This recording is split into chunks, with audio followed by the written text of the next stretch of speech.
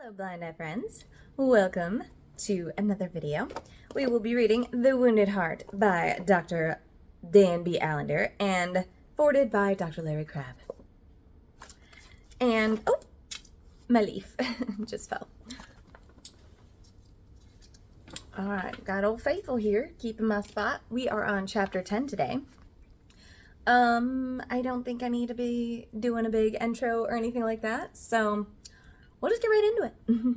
Part 3, Prerequisites for Growth. And this is chapter 10. The unlikely route to joy. The guiding assumption in the previous chapters is simple. A problem cannot be substantially resolved until it is honestly faced. The most common error in some Christian groups is to ignore the problem or offer true solutions in a trite way. People struggling to face their problems honestly make an equally destructive error if they spurn spiritual solutions because they appear simple and irrelevant to the complexity of the problem at hand. Unfortunately, those who cling to spiritual answers often view the suspicion those who reject shallow truisms, and those who grapple with the understanding the effects of living in a fallen world often disdain those who find comfort in simple truths. In either case, the contempt, though understandable, addresses neither the horror of the damage nor the wonder of the good news. Those who desire to honor God and the redemptive work of Christ must embrace both the simplicity and complexity that exists in the problem and the solution. The remainder of this book is devoted to sketching a picture of what is required for change. Change is possible. Change, in fact, is assured for any who desire growth. Growth, however, is surprising. In all respects, it is both natural and utterly supernatural. We were made to grow, to learn, to change as human beings. However, sin not only inhibits growth, but makes it the exception, not the rule. When we move toward loving God and others, we can be sure that something radical and supernatural has intruded to alter the process of self-centered stagnation and decay. Self-centered stagnation and decay. Change is always a process. This truth cannot be overemphasized. Many abuse victims feel their progress of change is taking too long. The assumption is that if God is involved, then the process will be brief and not too messy. If that were true, then why did God take 40 years to teach Moses humility and leadership skills in the sheep fields of Midian? Deep healing, supernatural change may take years of struggle, trial and error, learning and growing in strength to make the next significant move of faith. No one ought to judge another's growth timeable. What surprises can an abused person expect if he or she chooses to cooperate with God's supernatural work? The process involves a surprising route of weakness, brokenness, poverty, and death. These words are apt to alienate, disgust, or frighten the honest person. The man or woman who has been abused already feels weak and broken, powerless, poor, powerless, and betrayed, and dead, powerless, betrayed, and ambivalent. The thought that the cure is worse than the disease, or at least as bad, makes the prospect of a spiritual route seem totally undesirable. For that reason, many secular and Christian approaches to the problem dilute the biblical process to make it more palatable. Fallen human nature wants control and guarantees, and any system or model of change that offers relief through the faithful execution of clear steps touches a basic desire of the fallen soul. The biblical path allows for choice and responsible action, but it involves walking through the valley without lighting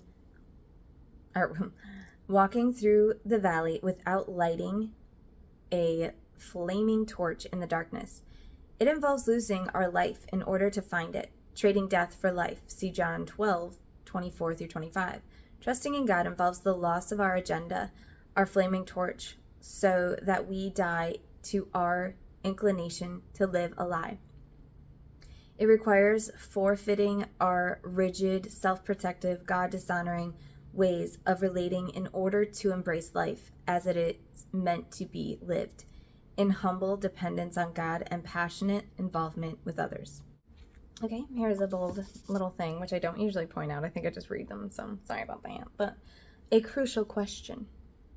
Okay, so my thoughts real quick before I start another section.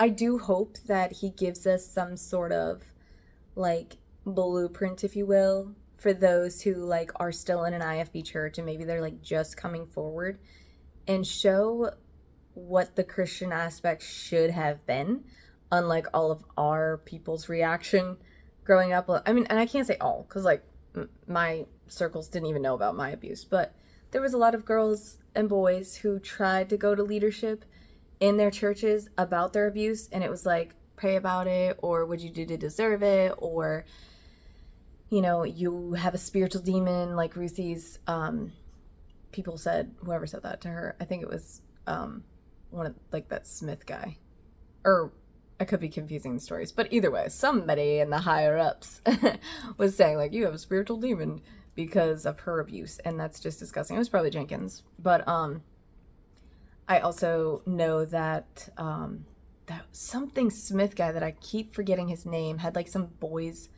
a boys home. It's like we always say a girls' home because like I don't know, I just don't think of boys' homes as much, but there was definitely boys' homes, and he had one, and he was all about like demon stuff and like being like oppressed and everything, and his preaching was like kind of scary because it was all about like this dark spiritual realm stuff and how like he would probably scare the demons out of boys. And it's scary and sad because like looking back, and all the reasons that Baptists would send their kids away would be like for behavioral things, and it's like, what if all these kids just had like undiagnosed mental issues, and it wasn't a demon, it was like, okay, they have ADHD or they have autism or they're Down syndrome or whatever it is. And I feel like they were so quick to just like get rid of their kids to a home, a camp, the army, or wherever, because they couldn't deal with whatever was going on. And if they didn't stick in the perfect lines of the straight and narrow, whatever that looked like for every parent or pastor, because everyone seemed to be able to paint their own lines in that straight and narrow road, if that makes sense, because everyone's rules were like slightly different. You know, like some households were way more strict, and it's like, if we were all worshiping the same God, why are all these rules so different? Like, why is, you know, one mom allowed to wear pants at church, but the other moms are like, no way, Taylin, like, we are not ever putting pants on our kids, or us adults, you know what I mean? Like, for women, or whatever. Everything was just so, like, rules. And I don't know, it was like everything was just blamed on the kids. You know, like, if you had something wrong with you, it was your fault. And if you were struggling with like sadness, depression, whatever, or you were scared, it was like, well, you're just not believing in God enough. You know, you're not reading your Bible enough, because everything would be fixed by reading the Bible. And maybe that's true. I don't know, but I don't know if that could be true. I mean, I know that it can't be true, because like I'm thinking like, wait, well, some minor stuff maybe, like if you have like a jealousy problem, sure, if I read about, you know, not being jealous in the Bible, or like do not kill, maybe like, okay, do not kill, like you could put it in your brain and memorize the verses to help you, like if you were having anger or jealousy or whatever, like the minor things. But if you have like something, an actual mental illness, if you have an actual abuse problem that is not your fault, and you're the child and it's happening to you, like your parents are beating you or your teacher's molesting you, you can't pray your way out of that, nor read a Bible verse that would help erase that. You know what I'm saying? And like, that's where I'm hoping that at the very least this book will be like, we acknowledge that this happens in churches. And his is much more focused on like in kind of like incestual stuff. Like it's more like family on family, and it's ick to me.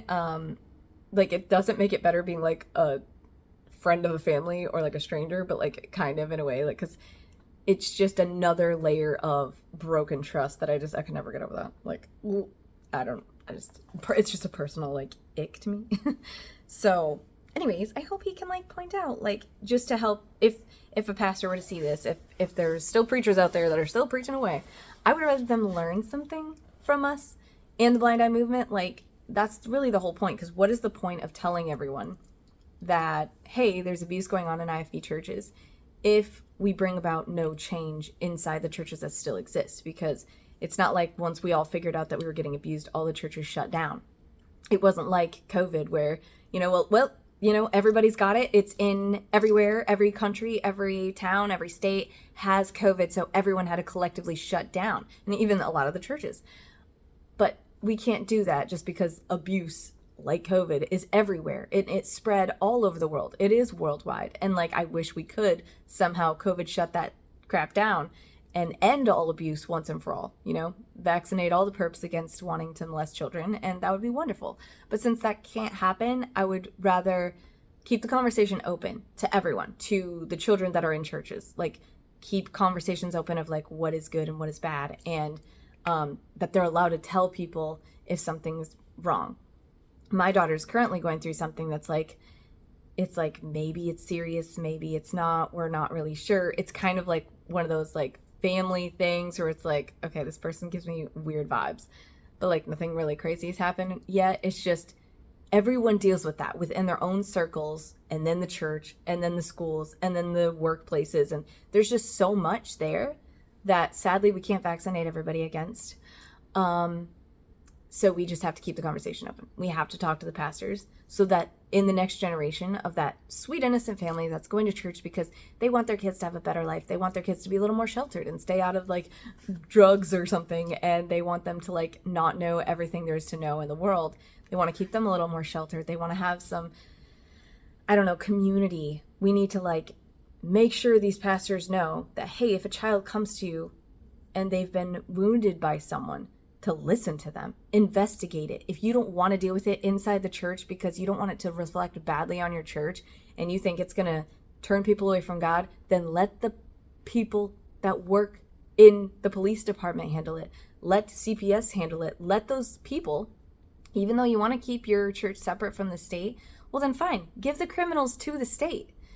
Keep the criminals separate from the church. And I feel like that really needs to be taught. I think all pastors should be preaching that to the pulpit, or from the pulpit, sorry. Preach to your own pulpit. Listen here. Anyway, it should really be brought up. And I'm just like, all these thoughts are just going off. And I think that this is what it's all about. We all have to talk about this, and we need to bring it up in those church meetings or, staff meetings, whatever. Like, be okay with talking about things. Don't keep everything such a secret. I promise you will have much more people in the pews and get your little offering that you want with transparency, because nobody wants to give to a system that is keeping things in the dark, brushing things under the rugs. People are disappearing without an explanation. People like transparency. They want to know what's going on. And if they don't want to know, it's because it's too painful. And they would rather just not know because they cannot face the demons behind that closet that you're locked up tight. Anyways, a crucial question. I'll go back to it. Before reflecting any more on the prospect of change and the route to joy, we must step back and ask ourselves a crucial question, a question whose answer will determine whether we will embrace the biblical path or pour contempt on it. The question is this: do I believe that God is a loving Father who is committed to my deepest well-being? That He has the right to use everything that is me for whatever purposes He deems best, and that surrendering my will and my life entirely to Him will bring me the deepest joy and fulfillment I can know this side of heaven. Wait, that was a question mark. What? He deems best, and the surrendering my will and my life entirely to Him will bring me the deepest joy and fulfillment I can know this side of heaven? If the answer is yes, then the biblical path, though rocky at times, will be smoothed by a faith that acknowledges the infinite love, unsearchable wisdom, and severe mercy of God. The process of turning from our self-sufficient, self-protective mode of existence will be humbling and painful, but successful.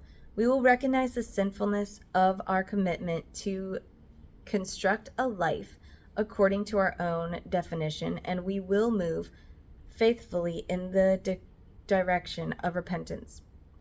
Trusting God will be reasonable, if not easy, and will lead to the right hand of God, where there are pleasures forevermore. If, on the other hand, the answer to the question is no, the biblical path will seem more than absurd. It will be impossible to embrace. How can we willingly forfeit our own strategies and agenda if deep inside we feel like this?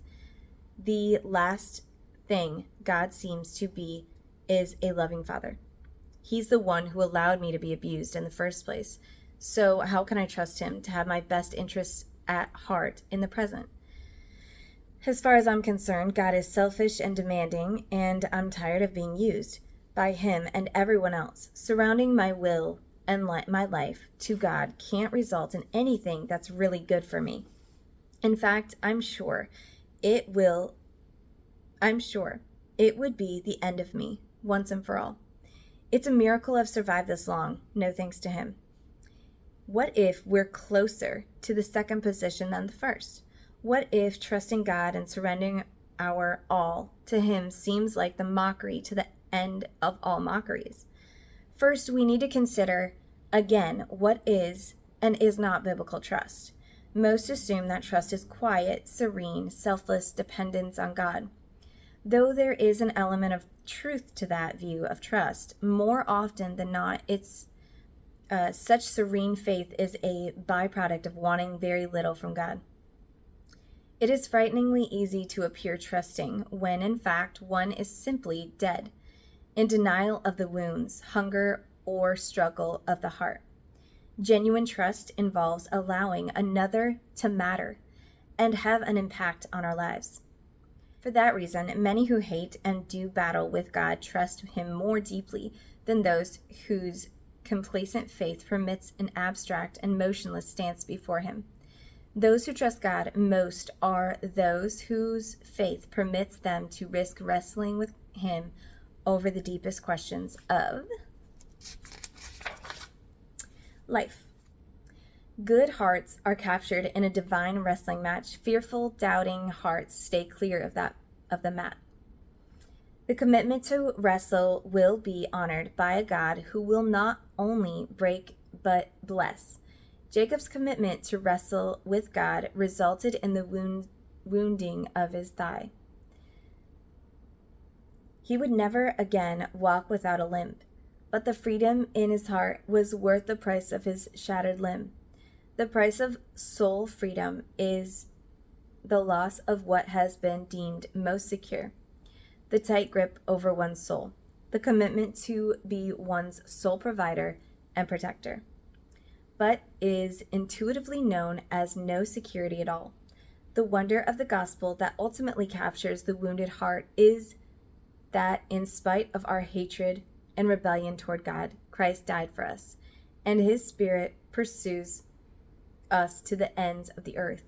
His faithful pursuit is not stemmed by our hatred or ambivalence or lack of faith or our refusal to trust. In fact, his steps doggedly pursue even when we assume we are most incapable of receiving or even desiring grace. At times, his penchant to pursue in the present evokes even greater hatred than did his silence or inactivity in the midst of the past abuse. Why won't he just leave me alone? But he won't leave us alone for our sake. The only thing that will ultimately produce change and joy in our lives is recognizing our sin and receiving God's grace.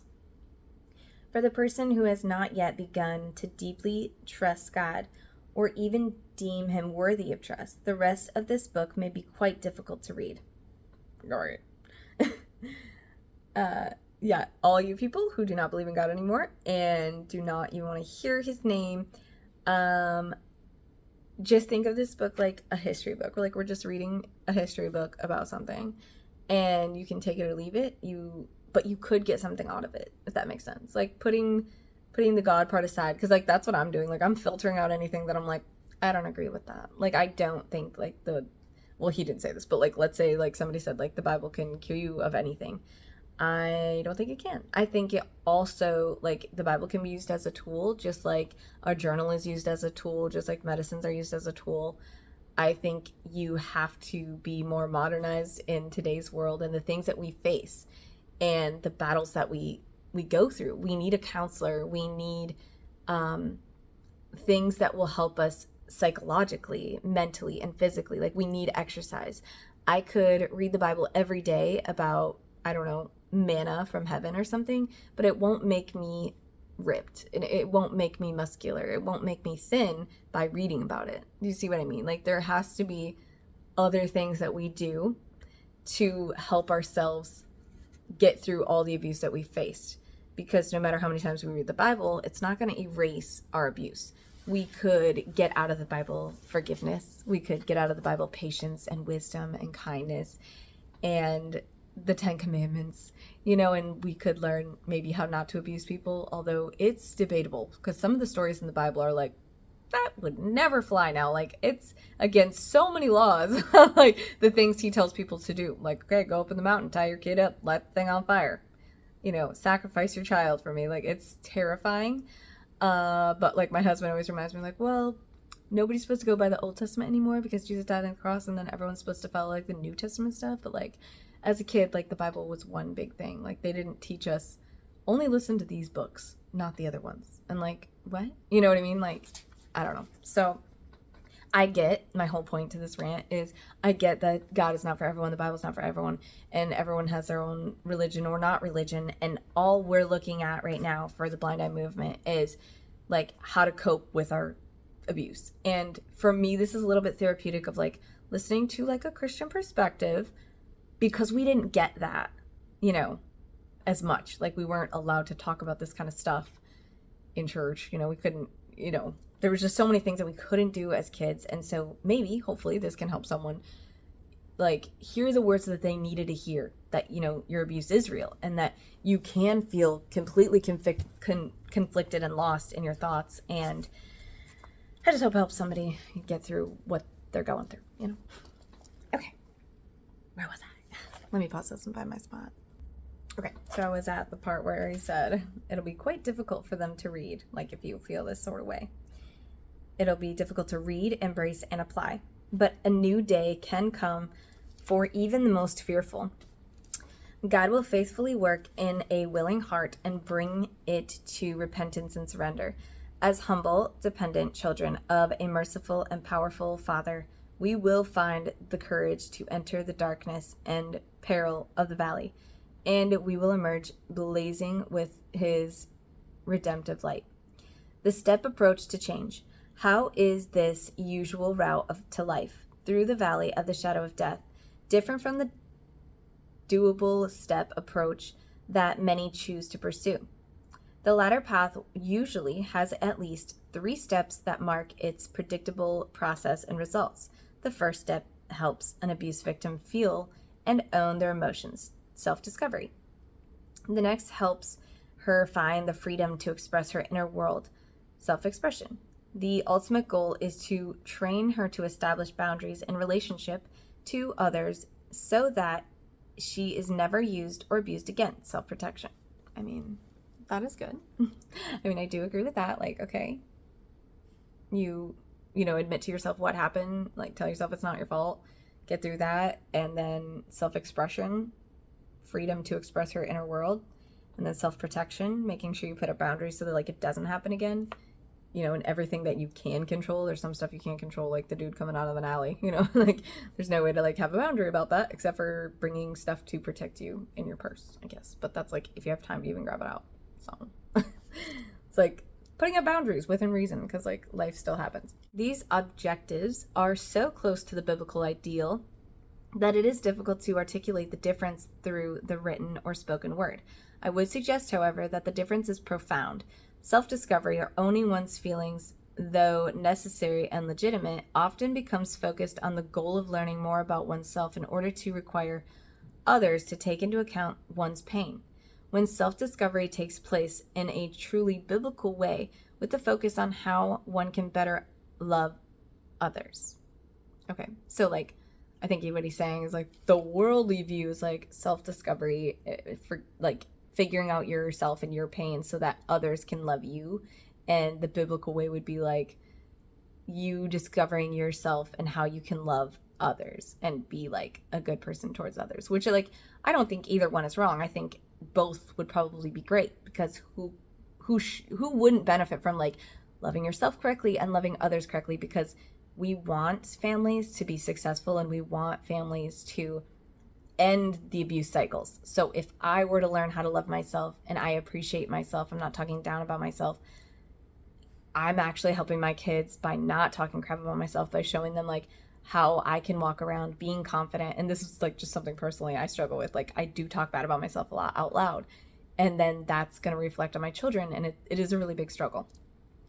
So if I could work on myself more, than I already am, I could be a better reflection to my children. And then I can also after, or during simultaneously work on how do I love others in a non-abusive way, and how do I love them selflessly, not selfishly, because I need to love people in my family, friends, coworkers, whatever, selflessly, to then not treat them badly and carry on that cycle of abuse. It doesn't even matter if it's sexual or not, because every person getting abused is then going to have to try to heal that much more, and they're going to need that many more people to support them and undo the damage that you're causing, if that makes sense. And I could just go on for days about that, but okay, here we go.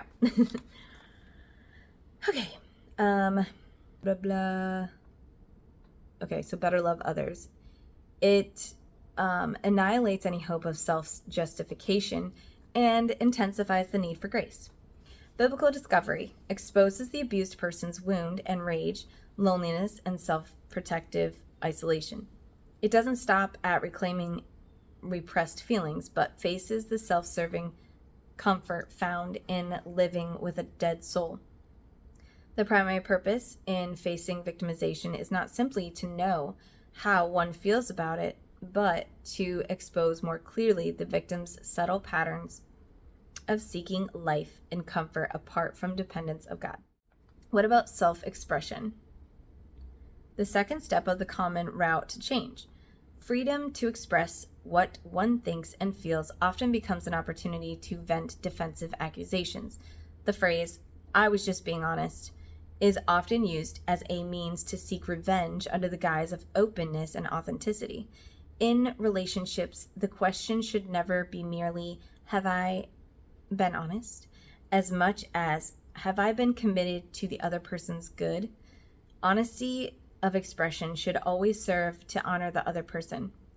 Finally, the setting of boundaries to prevent possible use and abuse often leads to self-centered, arrogant, autonomous self-protection. One woman said with a barely hidden sneer, "I don't care what you think. I've learned to say yes to myself.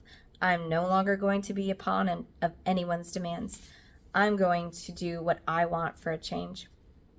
Her relationship with her husband and all others could be called codependent, in that she functioned in life without a soul, a will, or a heart, and she was controlled by the whims of everyone around her. She faced her victimization and the need for reclaiming her inner world. But she was so enraged by facing the past harm that she never looked at her part in her codependent victimization. She was never humbled and broken by her sin, because the path of boundary building never exposed her codependence as damaging, sinful self-protection designed to keep her from having to live boldly, authentically, and humbly in relationships. In facing her victimization, she longed for a courtroom in which to vent her indignation and demand for justice. She never faced her own sin, therefore she never asked for grace. I don't think he's saying, by the way, that like her abuse is sin. I think it's basically like a balance in when you're trying to protect yourself, you might also be hurting other people around you by not being humble, by not being kind, by not being open and honest in a different way, is what I think he's trying to say. Because I don't want anyone taking away from this that, like, your abuse is your sin. Because that's not true, and I don't think that's what he's saying. And if he is, I'm calling him out. But I just, we all struggle with that guilt. And, like, being abused is not our fault. So just putting that out there. I think it's like, you could be like sinning or prideful or whatever and hurting other people around you because you're hurt. Hurt people. Even though Jenkins said that a lot. And, like, it annoys me, like, an old file will be like, oh, I was preached this, blah, blah, blah. It's like, I don't want to quote him, but, like, whatever. I'm sure 1,000 other pastors said that too. The concept of boundaries is legitimate. I accept to some degree my own limits as a human, finite and sinful person. Consequently, I establish boundaries to better serve those whom I am in a relationship. A boundary like the number of hours I sleep at night is seldom violated because I am able to function better when I get 7 hours of rest. I seldom interrupt my time with my children to talk over the phone because I am not owned by the phone. I am not required nor indebted to talk to everyone who might want to talk with me. Boundaries are an acknowledgement of my fitness and a gift of mercy to my soul.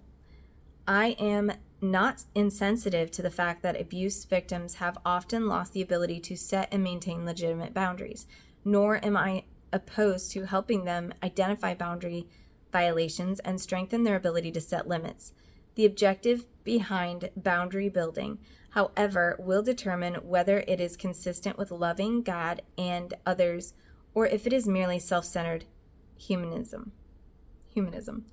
The objective must be to bless the other person rather than to make sure we are not abused again. We are to draw a boundary in order to better love the one to whom we are relating. We cannot wholeheartedly give if we live in fear of another. Most boundaries are allowed to be violated because we are afraid to offend or lose the paltry relationship that currently exists. To love is to be more committed to the other than we are to the relationship, to be more concerned about his walk with God than the comfort or benefits of his walk with us. I talked to a woman who has been immersed for years in a secular approach to boundary building. Her mother is an evil, hard, critical woman who would rather destroy her daughter than admit that her husband abused the girl. For years, the daughter set appropriate boundaries and took care of herself. She had more peace and ease, but little joy or gentleness of soul. She was supposedly learning to love herself, but in doing so, she lost the legitimate, God-honoring thrill of giving herself fully to another. In order to keep her boundaries high, she had to continuously reaffirm the necessity of protecting herself and harden her heart to the sadness of her mother's life. She was transformed from a weak-kneed wimp to an angry, tough wench. Oh, and that was called growth. It is possible that love implies and requires its own boundaries. In order to love, we must both honor the dignity and expose the depravity of the person with whom we are in the relationship. We cannot love if we distance ourselves or overlook the damage of another's sin. Neither can we love if we fail to move into another's world to offer a taste of life. In both cases, the lover often is a martyr for the sake of the gospel, sacrificing personal comfort for the sake of helping the other experience his own longings and need for grace. Okay, pause real quick. I don't like how he's saying, because like I said, I'm going to call him out. And then we can decide what to do with it. I don't like him saying that when we set a boundary, we're supposed to be loving the other person. Because then, like, for a people pleaser, that's not going to be good. Because we can be like, well, I mean, I feel I'm a little bit confused on, like, what he's trying to say. Because in one sentence, he's like, don't set, I don't know, something about, like, not sacrificing your boundaries. But, like, you need to love the other person while you're setting the boundary and care more about the person that you're setting the boundary with. And I'm like, obviously I need to like keep reading to like understand fully what he's saying, but I just don't like that in a way. Like, I think no, because like, let's say like right now with the whole thing that my daughter's going through, it's someone that's very close to her, and she's just like, and it's a woman. So we're just like nothing like crazy has happened or anything like that. It's just when you get like a cringy feeling, we just, we're talking about it, and I don't want to embarrass her anyway, but it's really hard to navigate when it's like, it is someone that you love, but you almost have to, like, if you don't feel comfortable and it's setting off red flags, I think you're allowed to set whatever boundary you want to. And if that person were to be mad at you or not like you anymore, or they have an anger problem, or they're uncomfortable with like the boundary you're setting, then I don't think that's your problem. And it doesn't mean, like, I understand that there's a balance. It doesn't mean like you can be a hardcore B to that person. And like, if you're sitting or whatever, if you're doing something mean to them, like, let's say you like spread a rumor that like, I don't know, she has butt cancer or something. Like, I don't know what it is, like whatever popped in my mind. Okay, that was terrible. But let's just say you spread a random rumor that's like embarrassing or something like that because she broke your boundary. Like, that would probably be bad, But like, let's say you're like, hey, I'm not spending the night at your house anymore. And then they're mad and they're like, well, you're not loving me. You're not like putting our relationship first. Like, you're right. I'm not going to put the relationship first. I'm not going to put your feelings above mine if you're the uncomfortable one. And then if she's uncomfortable, like you're uncomfortable, like that's not your problem. You know what I mean? Like, I don't know. I have to keep reading, but like, that's just like standing out in my brain and distracting me. But I'm like, I don't think especially like when you're setting a boundary, it usually means that someone's not treating you well and they're not loving you properly. And maybe they don't know how, maybe they don't have the skill set, maybe they don't know that they're super annoying or that they're crossing boundaries. You setting a boundary is actually loving them because you're going to respect yourself in that relationship. And if you're not doing anything mean to them, you're just simply setting a boundary, saying the words no. I think that's okay. And then that can teach that person that they're also allowed to do that, and that you don't have to break up the relationship while you set boundaries. Like, it's okay to have boundaries and have a good relationship. Keep things at a distance if you need to. Keep it more formal if it's too intimate or whatever. You know what I mean? Like, yeah. So anyways, tangent. Okay. All right. Love has boundaries, but often boundary setting is a means of fleeing the requirements of love. Now, there's a difference between setting healthy boundaries and just being super shut down. You're so closed off, like no one can even reach you, and you are like a dead soul. There is a big difference, I feel like. So like, keep that in mind. There's a difference between like the hardcore B word that never lets a single person in your life emotionally because you just want to protect yourself. I think there is a balance there. You don't have to be like one extreme or the other, like, So love has boundaries, but often boundary setting is a means of fleeing the requirements of love. A good heart will always flee unsettled by any path that does not offer the opportunity of sacrifice for the sake of the gospel. The common route of self-discovery, self-expression, and self-protection seems reasonable, but the byproducts are often not true strength, tenderness, or faithfulness. The biblical route to change. Real life requires death. Death involves the experience of suffering. Suffering is required for growth. Even the Son of God was required to suffer in order to enter the fulfillment of his maturity and mission. I don't think he's saying we need to die in order to be like happily loving people and having boundaries. So like, don't get don't get that in your head, because it's all biblical stuff is always like a what do you call that? An analogy. In bringing many sons to glory, it was fitting that God, for whom and through whom everything exists, should make the author of their salvation perfect through suffering.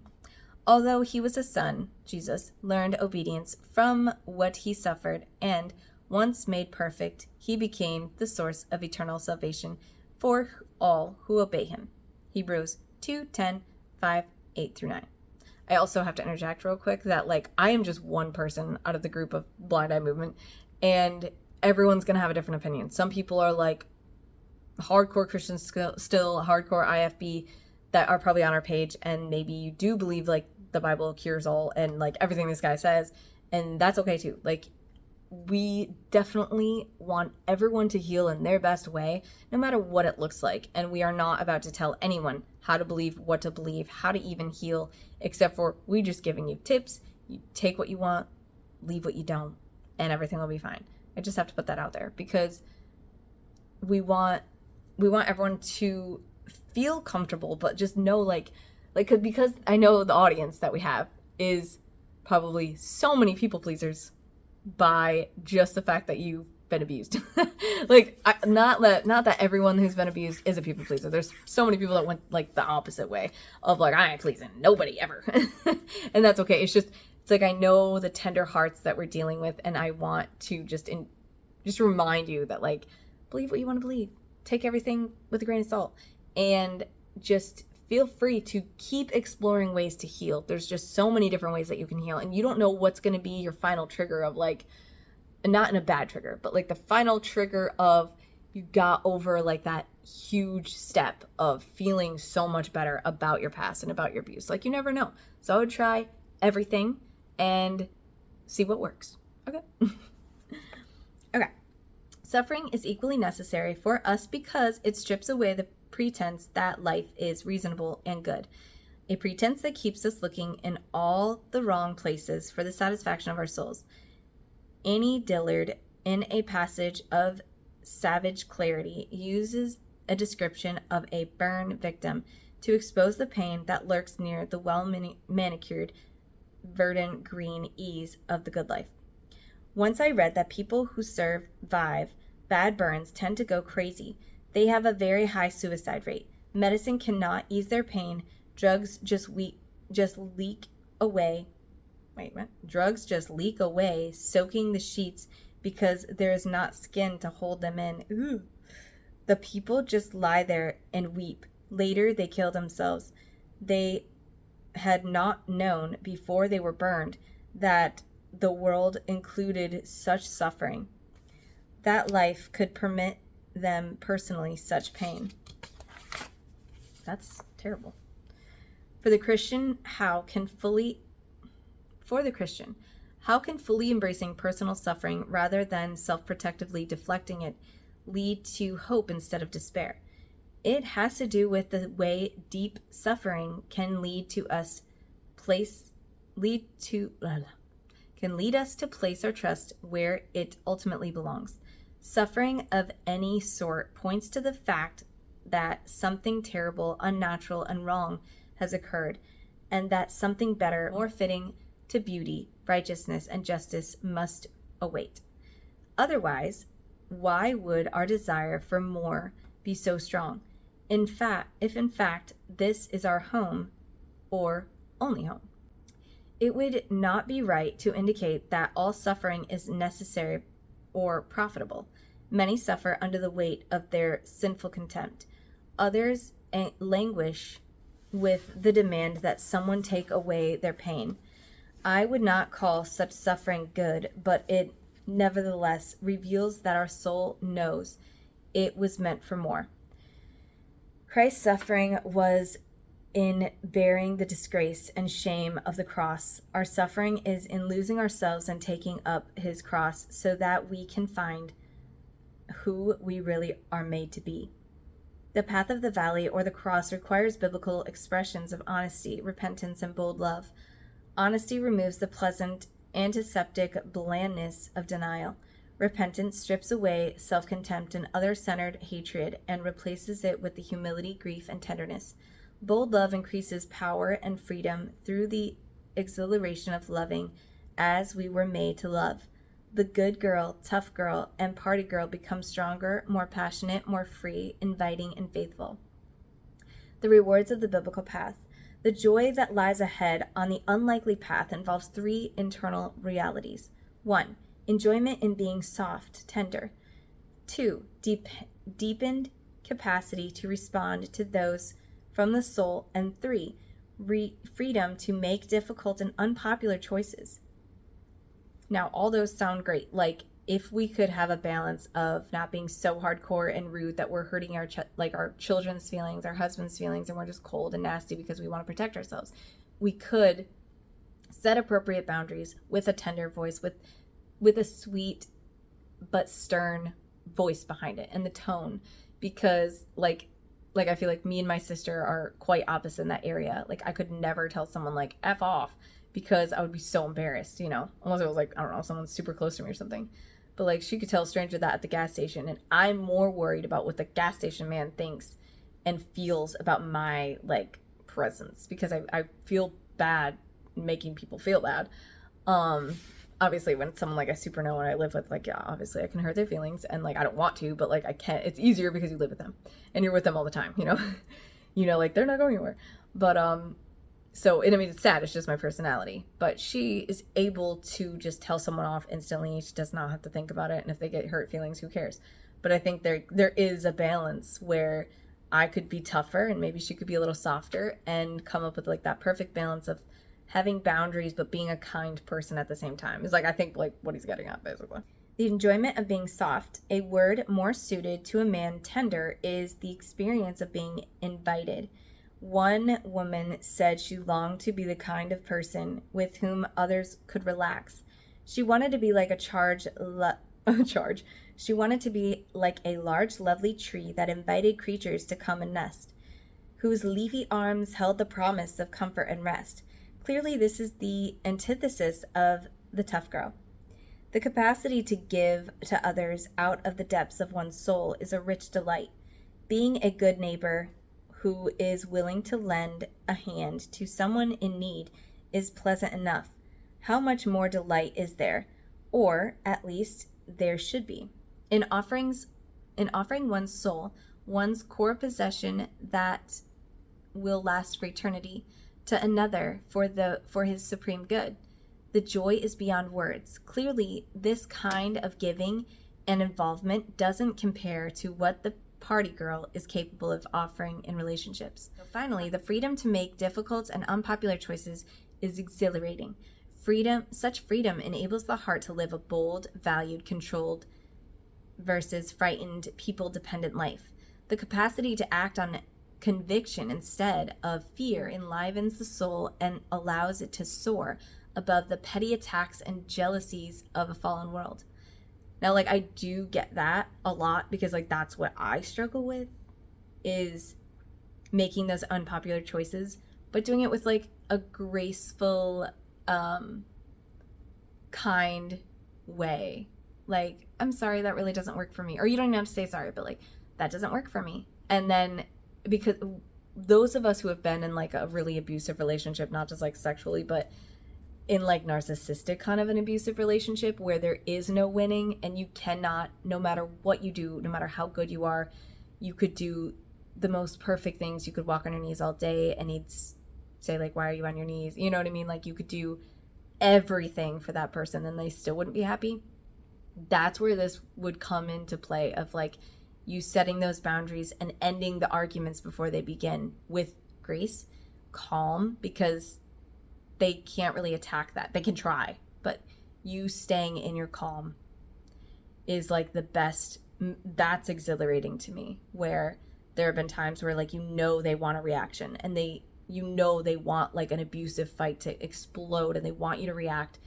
Being able to basically speak to the seas and calm them down, like just with a single word, like Jesus calming down the sea with a shush, shush, shush, or whatever he said. People from their sickness. He did many miracles, like calming storms. Oh, shush, shush. You want to be able to do that with the abusive people in your life, and that kind of person, I'm sorry, but I don't think I need to care about his feelings at that point. And like, that's where like that, the point that he was saying, you need to love the person more than the boundary or whatever he was saying. That I in those cases, you can't put them first. You can't put their feelings first, because you will never win, and you will fall for their trap every time of getting in that cycle of abuse and the fights and everything. So like, certain people, like, it really depends on what kind of person you're dealing with. If it's a relationship you want to grow and you want to keep, and it's like, you know, your spouse, and you want them to grow with you, and you want that boundary to not hurt each other, but like if you want it to like grow, you know what I'm saying? Like you want to have a good relationship with someone, then that I can see like, okay, you love them through whatever boundary you're setting, and put their feelings in the front of your mind too. But like, there's a lot of people, like if they're an abusive person and you put up a boundary and you're like, that's not loving them, like who cares? Like, I'm sorry, but no. No. If it's like your mean boss at work, I don't think you owe them anything. You know, if you're doing your job, you do your job and you leave. But emotionally, you don't owe them anything. And so if you have to put up a boundary and it hurts their little feelings, then like that's really too bad. And you can do it with a smile on your face, and you can do it with kindness.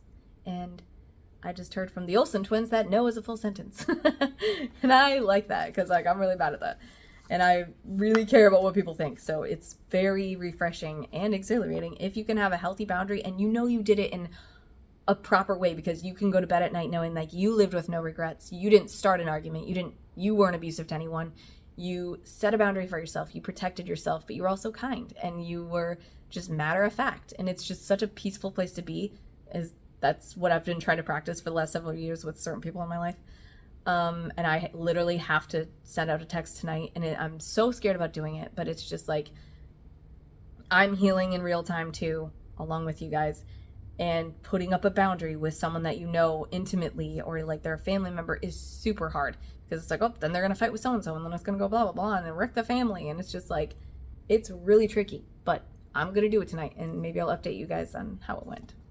It could explode the entire time. Like, I don't know. But anywho, finally, the freedom to make difficult and unpopular choices is exhilarating. Such freedom enables the heart to live a bold, valued, controlled versus frightened, people-dependent life. The capacity to act on conviction instead of the fears livens the soul and allows it to soar above the petty attacks of jealousies of the fallen world. Clearly, no good girl has even begun to sprout such wings. The best summary of what is available for the person who has been sexually abused is found in Proverbs 31:25. She is clothed with strength and dignity. She can laugh at the days to come. The woman who is clothed in strength and dignity is not a good girl. She has too much power and might of soul to be voiceless and dead. She is not a tough girl. She has too much passion and life to be hard and aloof. She is not a party girl. She has too deep a commitment to tomorrow to live hedonistically only for today. Never saw that word. She is the truly loving, existential woman who lives passionately in today and faithfully for tomorrow. What are the prerequisites for becoming such a woman or man? Honestly, repentance, bold love. The courageous and humble person will pursue all of these and reap the fruit of joy. Okay, we will be done for now. Perfect. It is just under an hour. And next time we will read chapter 11, and it's called Honesty. So that one's going to be hard probably. Oh, my leaf. Got to put that away. So I feel like I commented enough. I won't keep you guys. I may make a different video for the Blind Eye Movement page, just because I had some thoughts. But I will do that in a little bit, and I will get to editing this video and all my mistakes out of it, so if I can, and put them at the end of my funny little bloopers. But yeah, so it's good to see you guys, even though I'm not seeing you. Put things in the comment if you agree, if you don't agree, if you like the book, if you hate the book, and if you hate me doing this reading thing. Feel free to graciously, humbly tell me that, and set that boundary if you hate my reading, because if you do, I don't want to keep torturing you all, because like after this book, it's like, oh, I could do another one, or I could do like weekly chats, weekly questions, weekly whatevers, because I do a reading every 2 weeks. I try to make sure I put a video out. I try to put a video out like every 2 weeks if possible. Sometimes it gets a little longer or shorter depending on schedules. And now school's starting again, which means I'm going back to work, and it'll be a little bit trickier because I only have so much time alone. So, and I have to have those healthy boundaries. And right now, I'm sure my dog probably needs me. He needs to go for a walk and needs a haircut and all that stuff. So, yes, I'm trying to balance out my life. I'm trying to heal with you guys. And I really enjoy doing it. So, but if you don't like it, like, totally be honest, let me know, because I do want to do what would be more helpful for everyone, and like what would you guys like to be doing, and just do things so that we can keep actively keeping the conversation open. And I do want you guys, like, because we're all so far apart, we're all like states and states away, we're countries away, I want everyone to try in their communities to keep this conversation going, and at your workplace, at your church, at wherever. Not to be like a person passing out a tract everywhere, like, read the gospel, blind eye movement, like, not like that. It's just, if and when the opportunity arises for you guys to have staff meetings and like, hey, anybody have any thoughts? You can be like, hey, I think we should, make sure that we are allowed to discuss this freely, or hey, this stuff is making us uncomfortable in the women's bathroom or something, I don't know, or like, hey, this thing needs a better boundary system, or hey, we need someone to be able to go to if we're feeling XYZ about sexual harassment or whatever. Like, these things need to be talked about so that everyone can feel safe in their workplace, school place, worship place, home place. All those things are really important. And it's not to like be like everything and every day is, oh, there's a bug. I'll kill that in a minute. It's just a fly, I think. But anyways, random. It's not to like keep bringing up abuse for the rest of your life. Like, that's all you can talk about in every get together. It's like abuse. Like, that's not the point. It's basically so that we can all heal together, graciously and humbly, and all be able to have healthy boundaries and everyone kind of be on the same page, instead of it being like it was when we were kids and it was very hush hush, under the rug, had to be a secret, and we were scared to death to talk about it. Because most of us, I'm sure, as you probably all know, that everyone who was abused, I mean, okay, I can't say everyone, some people probably got abused and then that day they got to tell someone because they weren't as scared as everybody else, because maybe they weren't as groomed for very long. But most of us who are groomed for any length of time were usually scared into silence. And if kids nowadays know that it's okay to tell on people, know that you can be a rat and that's okay, because like I hear that at the school all the time, like, I ain't no rat, and they're like, snitches get stitches and all this crap. I hate that mindset so much, because people need to be able to tell things, and then the adults in the children's worlds need to be willing to listen and hear them. And yes, a lot of kids could lie, a lot of kids could make stuff up, a lot of kids could make up crazy stories. So if you doubt them, then just at least investigate. Make sure that they're actually lying. Do your best, do your due diligence. Don't let a child's complaint about abuse just go unnoticed or unheard, or just completely ignored. Like, it's not okay. And I know, like, for some adults, like, it's hard to listen to some kids because maybe they lie about silly stuff all the time, and then they're like, oh, I'm not gonna believe them if they come to me about something serious. And that is an issue. I mean, I have kids, I know, like, if they lie, I tell them that. I'm like, honey, if you lie about something silly, like where you put the toothpaste, or like you hid my bracelet or something, if it's something silly like that, later on, if you have something serious, I may doubt you because you lied. And that is a life lesson that kids have to learn.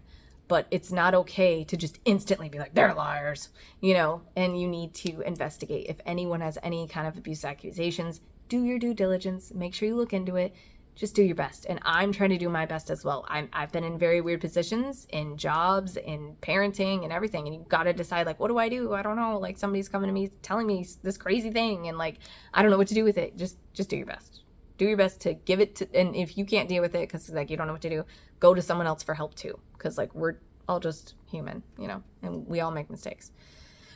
We just don't want to repeat the past of what happened to us as kids. And a lot of like my friends and a lot of you on here didn't get the support that you needed when you came forward with something, and you didn't get anyone to believe you, or they shut you down. And we need all of us grown-ups now in this generation to listen, to believe, to help. So anyways, now I went over an hour. Okay, bye. The courageous. Dignity. Wait. Actually, oh, okay. Okay, let me reread that sentence real quick. Prerequisites for growth. Prerequisites for growth. Hey, it's future me. This is your reminder to never chew gum on camera ever again. Is it like too much of the face thing? Maybe something doesn't blur out. The face. Pause. Oh my gosh, pause is right. My gum is terrible. I have gum. I'll probably have to spit that out because you don't want to be like, yum, yum, yum, yum.